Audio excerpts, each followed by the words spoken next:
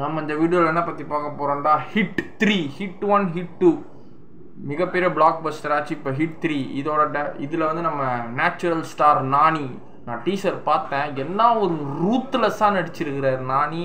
கிட்டத்தட்ட ஒரு மிகப்பெரிய ஒரு ஷார்ட் டெம்பரான போலீஸ் ஆஃபீஸராக இருக்கிறாரு, அதுதான் தெரியுது. இப்போ நம்ம டீசரை பார்ப்போம். Wall poster cinema. ஒரு பாலைவனத்தில் 3 கார் ரேஸ் நடக்குது, ஃபயர் ஷூட் நடக்குது காஷ்மீரில், இந்தியா பார்டரில். Animus productions. மரத்துக்கு அந்தரத்தில் 3 பொணங்க தொங்குது தலைக்கு, மூஞ்சில ரத்த குடும்ப நாசமாக இருக்கு.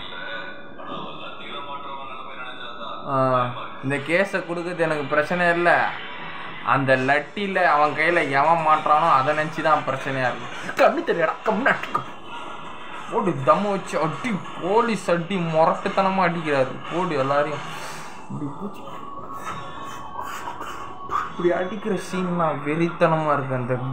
இந்த பழைய தாத்தா தம் இருக்குல்ல, பெரிய உருட்டு சுருட்டு தம்மு, அதை பிடிச்சிட்டு கையை அப்படி அடி, அவன் கையை வை போடு. வா, இவ்வளோ மோசமான நானி ஆக்டிங்கை நான் இதில் பார்த்துட்டு இருக்கிறாங்க. எவ்வளோ ஒரு நேச்சுரல் ஸ்டார் காமெடியனாக இருந்த நானி ஒரு போலீஸ் ஆஃபீஸர் தானா இல்லை சைக்கா அப்படின்றாங்க. அந்த ஆரிக்கு ஆக்டிங் போல் ஒயிட் கோட்டு, அந்த போக்கி ரிப்பனா, ரெட் பிளாக் போக்கி ரிப்பனை போட்டு கேட்குறாங்க.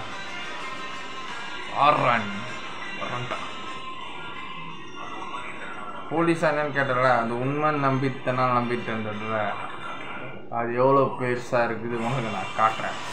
ஸ்டாரில் ஃபயர் ஆகுது. Hit the 3rd case.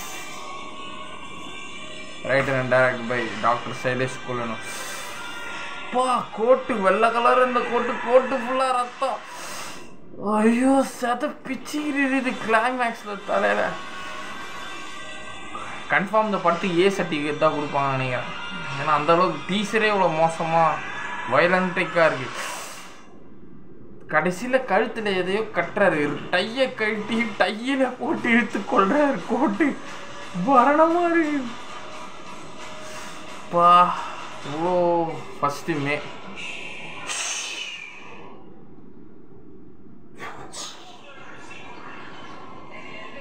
ஆக மொத்தத்தில் May 1 ரிலீஸ். ரெட்ரோவுக்கு காம்படிஷனாக வருது ஹிட்டு.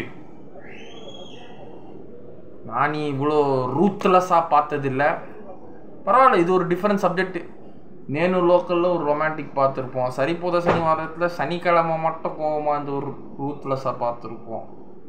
அன்டே சுந்தரானிக்கு லவ் படம், ஹாய் நானா லவ் படம். அதுக்கப்புறம் ஒரு சீரியஸான சப்ஜெக்ட் இப்போ எடுத்து பண்ணியிருக்கிறாரு. இந்த சப்ஜெக்ட் ஏதோ பேசும்னு நினைக்கிறேன். நம்பிக்கை இருக்கு, பார்ப்போம். பாய்.